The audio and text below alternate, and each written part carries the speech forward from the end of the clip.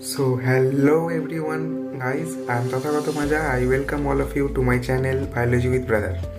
तो आज हम लोग यार इस वीडियो पे डिस्कस कर रहे होंगे कि एनसीईआरटी का किताब कैसे पढ़ते हैं। तो आप लोग सोच रहे होंगे कि यार एनसीईआरटी का किताब तो इतना सा पतला सा किताब है, चाहे वो बायोलॉजी है या फिर केमिस्ट्री है, कोई भी एनसीईआरटी का जो किताब है वो काफ़ी पतला है, उतना वॉल्यूमिनस नहीं है, तो उसको पढ़ने के लिए भी क्या कोई स्ट्रैटेजी की ज़रूरत होता है? हाँ, उसको पढ़ने के लिए भी स्ट्रैटेजी का ज़रूरत होता है।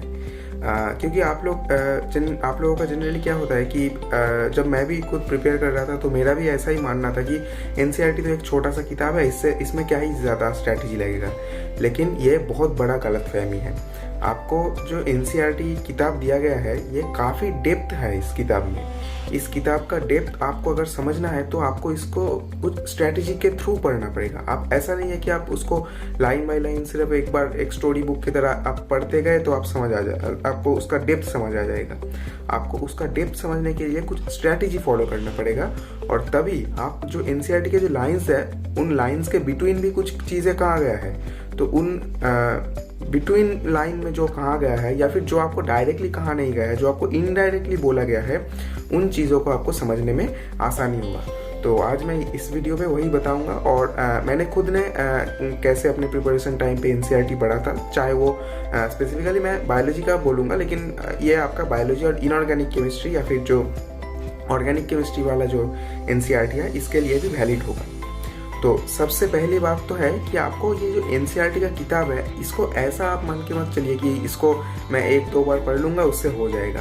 तो अगर आप ऐसा सोच के चल रहे हो तो आप बहुत ही बड़ी गलतफहमी में जी रहे हो। आपको ये एनसीईआरटी का किताब एकदम टारगेट लेके चलना है कि कम से कम मैं इसको कितना 10 से 12 बार तो पढ़ूंगा ही पढ़ूंगा। अगर आप इससे ज़्यादा बार पढ़ना चाहते हो या फिर पढ़ पाते हो अपने जो अभी अवेलेबल टाइम है तो ये तो वेल एंड गुड है, लेकिन कम से कम आपको 10 से 12 बार पढ़ना है। और ये 10 से 12 बार ऐसा नहीं है कि 10 से 12 बार एकदम पहले से शुरू करोगे, एकदम आखिर तक जो लाइन दिया गया है सब कुछ पढ़ रहे हो, ऐसा बिल्कुल नहीं है, क्योंकि उसके लिए आपके पास टाइम नहीं होगा। आप अगर 12 बार पूरा एकदम line by line fast to last पढ़ते जाओ तो उसके लिए सफिशिएंट टाइम आपको नहीं मिलेगा, कभी भी नहीं मिलेगा। तो आपको क्या करना है कि आप जब पहली बार रीड करोगे एनसीईआरटी तब आपको उतना कुछ समझ नहीं आएगा, तब आपको लगेगा कि यार ये क्या ही है, अभी ये तो आसान किताब है, इसमें कुछ इन्फॉर्मेशन दिया गया है, उस इन्फॉर्मेशन को हमें बस याद रखना है, और बस अगर याद रख लूँ तो हमारा ये काम हो जाएगा। लेकिन जब आप उसी चीज़ को दूसरी बार पढ़ोगे तब आपको समझ आएगा, अच्छा ये जो लाइन यहाँ पे लिखा गया था इस लाइन का मतलब वो पूछना चाह रहा है, वो समझाने की कोशिश कर रहा है। और ये चीज़ आपको तब बहुत अच्छे तरीके से रियलाइज़ होगा जब आप उस जो पैसेज या फिर जो भी पैसेज आप वहाँ पे एनसीईआरटी से पढ़े हो उसके पैसेज से रिलेटेड अगर कुछ क्वेश्चन अगर आप प्रैक्टिस कर लो तब आपको समझ आएगा कि अच्छा ये वाला जो पैसेज है, इस पैसेज का ये लाइन जो मुझे इनिशियली लग रहा था कि नहीं ये तो उतना कुछ खास इम्पोर्टेंट ये है नहीं, लेकिन ये भी इम्पोर्टेंट है, इससे भी क्वेश्चन बन सकते हैं। तो ये आपको तभी उतना ज़्यादा फील होता हुआ आएगा जब आप जो एनसीईआरटी को कम से कम 4 से 5 बार पढ़ लो। आप पहला, दूसरा या फिर तीसरा बार जब पढ़ोगे तब आपको वो उतना चीज़ आएगा नहीं, तब आपको वो समझ नहीं आएगा कि हाँ, तब आपको लगेगा कि नहीं ये लाइन ये क्या ही इम्पोर्टेंट है। लेकिन अब जब आप उसको 3-4 बार पढ़ लोगे तो आपका एक बेसिक जो अंडरस्टैंडिंग है वो डेवलप हो जाएगा, और वो बेसिक अंडरस्टैंडिंग डेवलपमेंट होने के बाद जब आप क्वेश्चन प्रैक्टिस करोगे वो अगर एनसीईआरटी बेस्ड होगा तो आपके लिए तो बहुत ही ज़्यादा बेहतर होगा। अगर आप कोई भी मॉड्यूल या फिर किसी भी किताब से अगर आप क्वेश्चन प्रैक्टिस करोगे तब आपको समझ आएगा, अच्छा ये जो एक लाइन था ये भी बहुत ही ज़्यादा इंपॉर्टेंट लाइन है और इससे भी क्वेश्चन बन सकता है। तो ऐसे ऐसे आपका धीरे धीरे एनसीईआरटी का जो समझ है या फिर अंडरस्टैंडिंग आप कह सकते हो जिसे, वो बिल्ड होता जाएगा।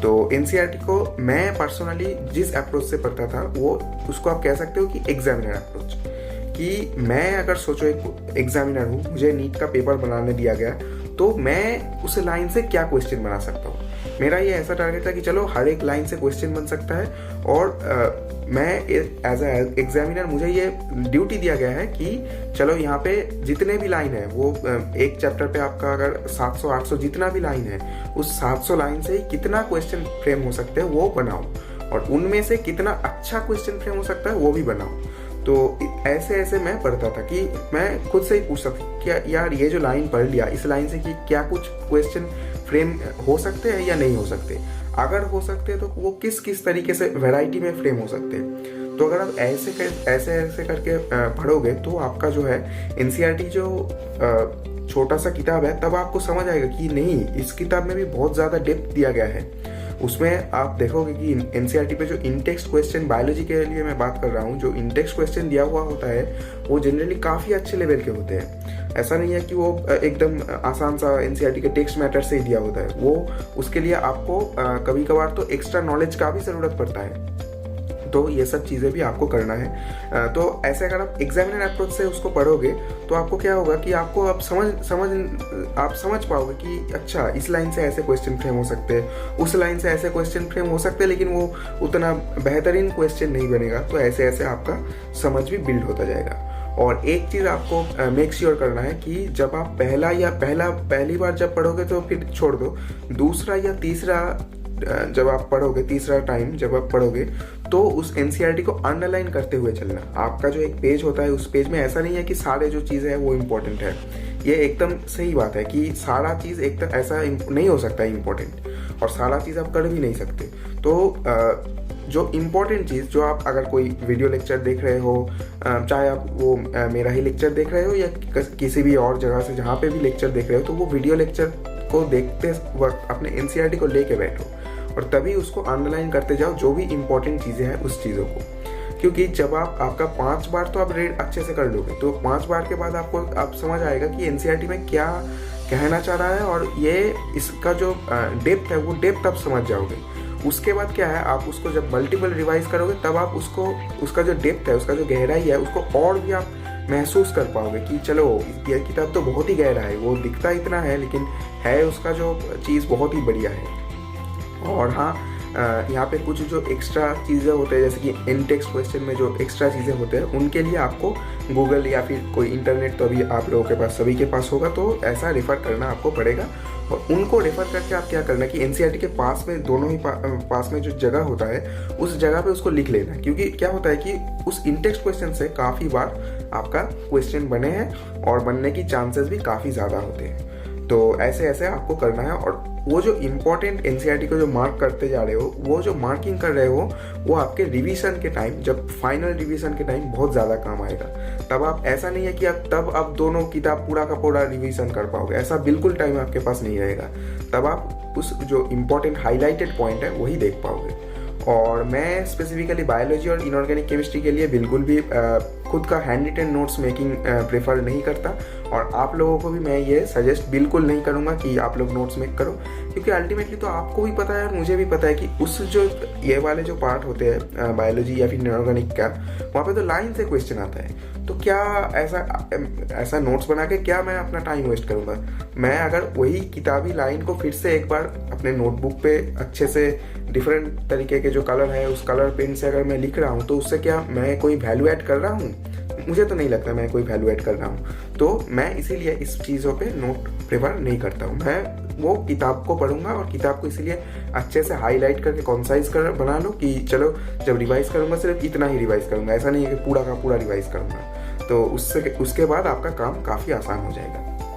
और इसके अगले जो आप एक चीज़ बहुत बढ़िया तरीके से कर सकते हो वो है कि आप 2006 से जो प्रीवियस ईयर्स क्वेश्चन है, आप लोगों को भी पता है कि नीट में तो प्रीवियस ईयर्स क्वेश्चन एनसीईआरटी के लाइन से पूछा जाता है बायोलॉजी के लिए और इनऑर्गेनिक केमिस्ट्री के लिए।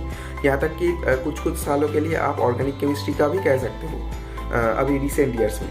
तो इन सब चीज़ों का क्या करो कि आप एनसीईआरटी के किताब में PYQ टैगिंग कर लो कि चलो ये जो एक लाइन है, इस लाइन से 2016 में क्वेश्चन आया, ठीक है, इसके अगले पैराग्राफ के किसी सेकेंड लाइन से या फिर इसी लाइन से, इस लाइन से डायरेक्टली नहीं तो इनडायरेक्टली 2017 में क्वेश्चन आया है।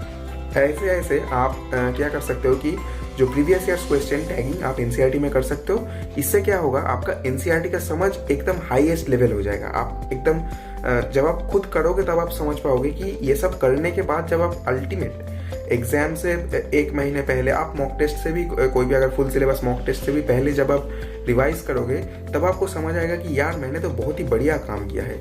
इससे मेरा एनसीईआरटी पहले ही काफ़ी कॉन्साइज था, अब तो और भी कॉन्साइज हो चुका है और मुझे थियोरेटिकल जो चीज़ें होते हैं उनका बहुत अच्छे तरीके से नॉलेज है और एनसीईआरटी का डेप्थ भी मुझे समझ आ चुका है। और ये आप ज़रूर से ज़रूर अप्लाई करके देखना।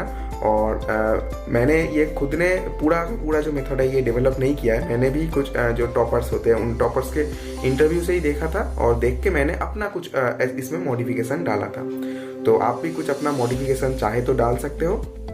और अगर ये वीडियो आप लोगों को अच्छा लगा है तो मेरे चैनल को ज़रूर सब्सक्राइब करना, क्योंकि मैं देख रहा हूँ कि आप लोगों में से बहुत सारे लोग ऐसे हैं जो कि वीडियो देख रहे हो लेकिन चैनल सब्सक्राइब नहीं कर रहे। तो मेरे चैनल को ज़रूर सब्सक्राइब करना, क्योंकि वही मुझे अल्टीमेटली मोटिवेट करता है कि आगे भी मैं आप लोगों के लिए ऐसा ही वीडियो लाता रहूँ। और मैं स्टडी रिलेटेड कंटेंट तो मैं डेली बेसिस पे डाल ही रहा हूँ और वो मैं डालूँगा भी।